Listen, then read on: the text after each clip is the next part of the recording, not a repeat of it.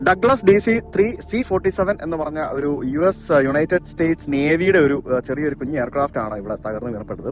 ശരിക്കും ഇവിടെ ഈ ഐസ്ലാൻഡിൽ പണ്ട് അമേരിക്കൻ മിലിറ്ററി ഫോഴ്സസ് ഉണ്ടായിരുന്നു. 1951 മുതൽ 2006 വരെ.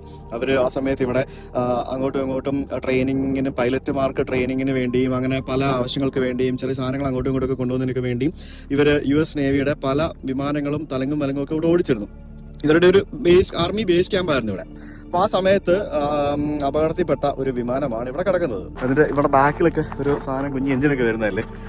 പണ്ടത്തെ ഈ വിമാനങ്ങളിലൊക്കെ ഇവിടെയൊക്കെ ധാരാളം എക്യുപ്മെന്റ്സ് ഉണ്ടാവുമല്ലോ. ഇങ്ങനെ പഴയ എക്യുപ്മെന്റ്സ് ഒക്കെ ഇഷ്ടംപോലെ ഉണ്ടാവുമല്ലോ. എൻ്റെ അമ്മ പേടിയാവുന്നു.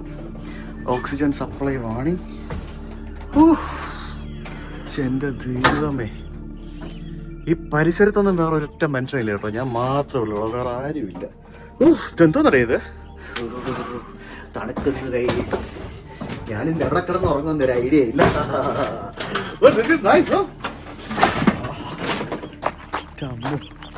കിളികൾ മാത്രമുള്ള എൻ്റെ കൂട്ടിന്, വേറെ ആരുമില്ല.